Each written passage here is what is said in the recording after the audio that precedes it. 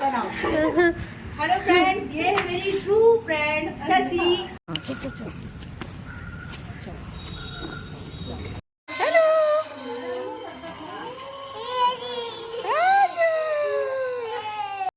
Hello hello everyone. सुबह के बज रहे हैं 6:30 और आज हमें जाना है हॉस्पिटल। बहुत सारा काम है और आज मैंने इसलिए वेलकम किया आप लोगों को क्योंकि आपके चतुर चैतन्य देखिए सो रहे हैं। अब क्योंकि मुझे इन्हें उठाने में ही कम से कम 10-15 मिनट की मशक्क़त करनी पड़ती है, तब ये बड़ी मुश्किल से उठते हैं। मैंने इनको उठाया है और मैं लग गई हूँ अपने काम पे। मैंने सोचा फटाफट से आटा लगा के रख देती हूँ क्योंकि लंच तैयार करना है और मुझे भी अपना ब्रेकफास्ट बनाना है। तो मैंने फटाफट से पहले आटा लगा लिया है और फिर अपने बेटे को पूछ करके मैं उसको गर्म पानी दे के आई हूँ क्योंकि दूसरे वाले बाथरूम में वहाँ गीज़र नहीं है और अभी इतनी ठंड है कि बिना गर्म पानी के काम नहीं चलता है। तो मैं उसको दे के आई गर्म पानी और मैंने भी ले लिया गर्म पानी और हम दोनों ने ब्रश कर लिया। ब्रश करने के बाद मैं वापस से किचन में गई और अपने लिए पानी गर्म किया क्योंकि मैं 1 गिलास गर्म पानी पीती हूँ क्योंकि मेरे को है थायराइड और मुझे लेनी होती है थायराइड की टैबलेट। तो जब तक कि पानी गर्म हो रहा था मैंने सोचा थोड़ा मल्टीटास्किंग की जाए, तो मैंने फटाफट से तवा और दूध भी रख दिया। पानी गर्म हो गया है। चलिए हम पहले फटाफट से मेडिसिन ले लेते हैं क्योंकि उसको बिल्कुल भी भूलना नहीं होता है उस दवाई को खाने के लिए। तो चलिए चलते हैं, पहले से दवाई ले लेते हैं। ये रही मेरी थायराइड की दवाई। इसको लेने के बाद मैं फिर से चलूँगी किचन की तरफ और लगूँगी अपने काम पे। आई हूँ तो मैंने सोचा पहले मलाई निकाल लेती हूँ क्योंकि बहुत अच्छी मलाई पड़ती है हमारे दूध में। तो मलाई निकाल दी है क्योंकि इसका घी हम लोग निकालते हैं जब बहुत सारी इकट्ठी हो जाती है। तो दूध जब तक गर्म हो रहा है मैं बना लेती हूँ पराठे। और गाइस सुबह सुबह तो सारी मॉम्स जितनी भी होंगी सभी इसी तरीके से मल्टीटास्कर ही बनी होंगी। दोनों हाथ, अगर 4 हाथ होते तो शायद चारों हाथों से काम करते। तो मैं भी उसी तरीके से फटाफट से एक तरफ पराठा बना रही थी तो दूसरी तरफ मिल्क गर्म करके अपने बेटे के लिए मिल्क निकाल रही थी क्योंकि वो बहुत ही लेज़ी, मतलब सुबह तो उसका काम ऐसा रहता है ना ढीला ढक्कन, कि मतलब इतना चिल्लाना पड़ता है मुझे, तब वो स्लोली उसका काम चलता है। अब वो बड़ी मुश्किल से 10 मिनट बाद 15 मिनट बाद ब्रश करके आएंगे। अब वो मिल्क उनको दिया है, अब वो नाश्ता करने में इतना टाइम लगाएंगे देखिएगा। तो मैंने कहा चलो भाई मेरा तो पराठा बन गया है, मैं तो अपना काम कम से कम फटाफट कर दूं। तो मैंने उसका लंच पैक कर दिया ताकि एक काम मेरा ख़त्म हो जाए कि उसका लंच और वाटर बॉटल ये हो के उसका बैग पैक हो जाए, क्योंकि उसके बाद मुझे और भी चीज़ें करनी हैं। हॉस्पिटल वगैरह ले जाने के लिए भी देखना है क्या रखना है क्या नहीं रखना है, कुछ भूल ना जाए। तो मैं फटाफट से देखिए उसका लंच पैक कर देती हूँ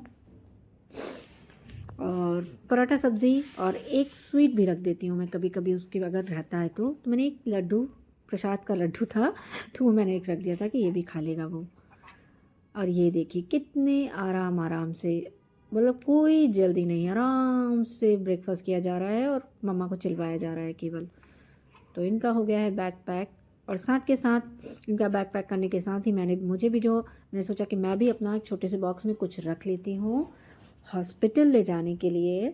जस्ट बिकॉज पता नहीं होता है कि हॉस्पिटल वगैरह में कितना टाइम लगेगा कितना नहीं लगेगा, तो इमरजेंसी के लिए कुछ ना कुछ रखना चाहिए ताकि आपको भूख ना लगे।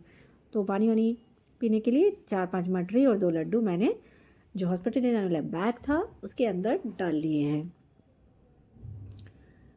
इसको रखने के बाद मैंने अपने बेटे से तब तक कहा कि बेटा तू फटाफट से रेडी हो जा, क्योंकि मेरा तो ऑलमोस्ट काम हो गया था, बस मुझे अब इसको स्कूल ही छोड़ना था।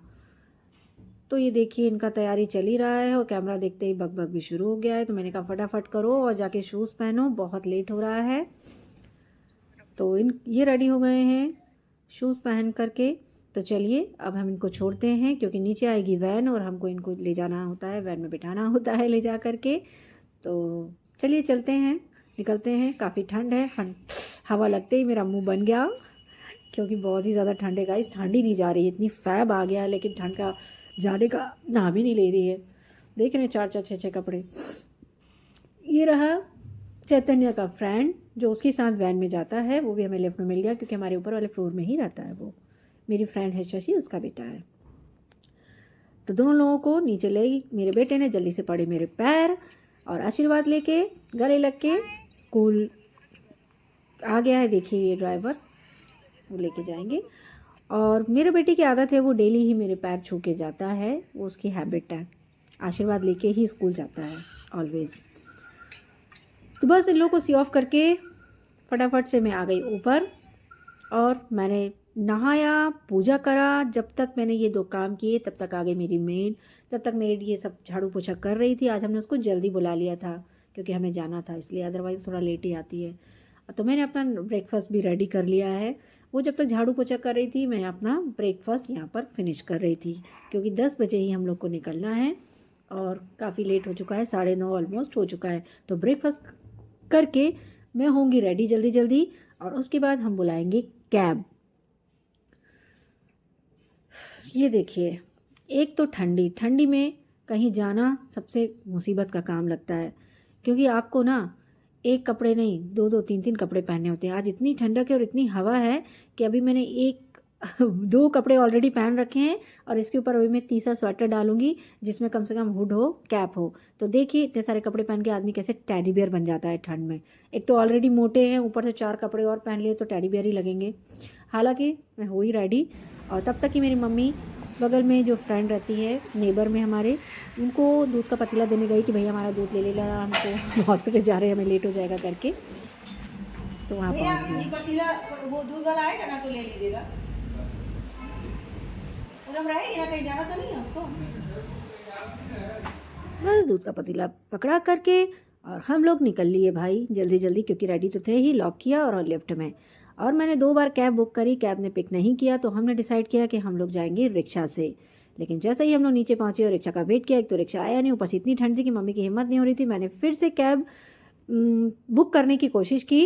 इस टाइम फाइनली कैब बुक हो गई और आधे घंटे के इंतज़ार के बाद हमें कैब मिल गई।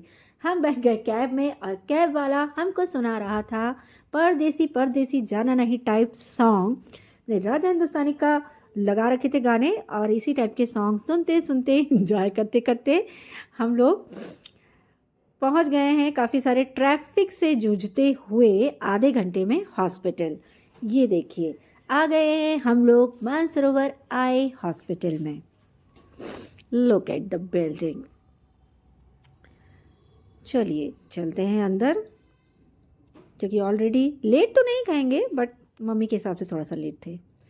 अंदर गए, हम लोग ने अपनी फाइल सबमिट की और उन्होंने हमें वेट करने के लिए कहा। फाइल देने के बाद मम्मी और मैं इंतज़ार करने लगे बैठ करके। इधर उधर देख रहे थे कि कोई तो आवाज़ लगा के बुलाए कि आइए। तो बस हम लोग वेट करें, मुश्किल से 3-4 मिनट हम लोग इंतज़ार किए। उसके बाद आवाज़ आई, विद्यावती जी आइए। तो बस आवाज़ सुनते ही मैं और मेरी मम्मा फटाक से रेडी हो गए, अंदर जाने लगे। उन्होंने कहा अंदर जाने के लिए कहा था। तो मम्मी उठी और फटाफट से अंदर जाने लगी। मतलब इतने भी फटाफट नहीं जा रही थी, वो मैंने थोड़ा सा फास्ट फॉरवर्ड किया है, वो अपनी ही चाल में चल रही थी। तो मम्मी पहुंची अंदर और वहाँ पे करनी थी कुछ फॉर्मेलिटीज़ जो कि हर हॉस्पिटल्स में होती हैं। तो मम्मी बैठ गई, पहले उनका बीपी चेक हुआ, फिर बहुत सारे पेपर्स में इधर उधर साइन करवाए गए और मम्मी की आँख में दवाई भी डाली गई। देन उन्होंने कुछ मेडिसिन्स दी थी जो मम्मी को खिलानी थी मुझे। तो सारी फॉर्मेलिटीज़ होने के बाद मैंने मम्मी को मेडिसिन दी और उसके बाद उन्होंने मुझसे कहा कि इनको दवाई देके आप चले जाइए, फुल पेमेंट कर दीजिए क्योंकि उसके बाद ही हमें एक रूम अलॉट होना था।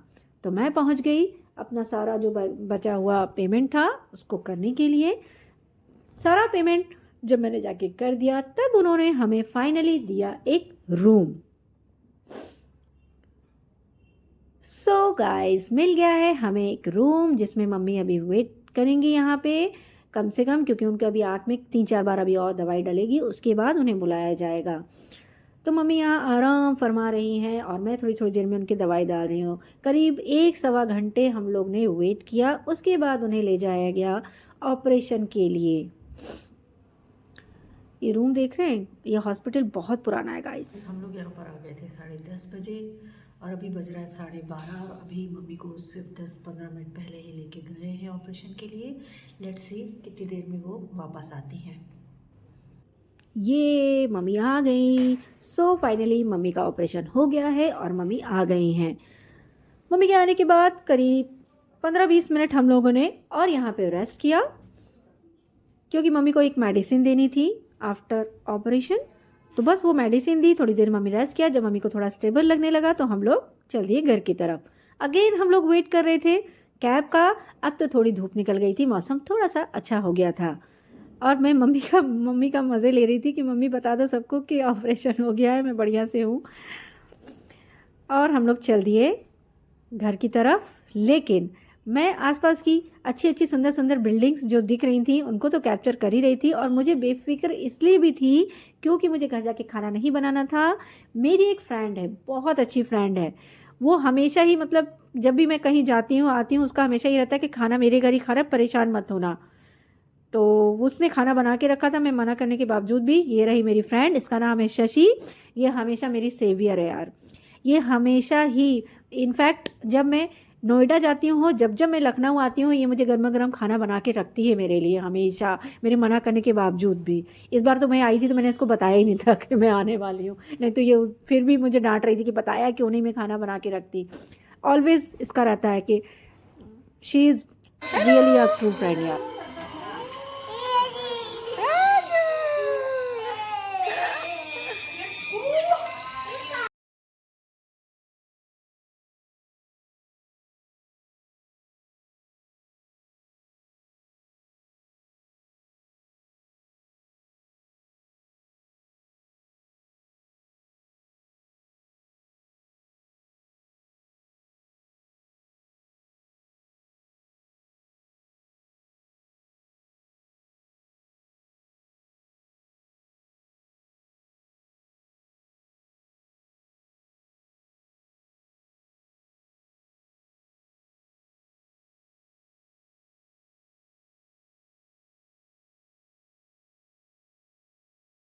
बाय करो। अच्छा तो हम चलते हैं, तेरी कब मिलोगी जब तुम खाना बनाओगे।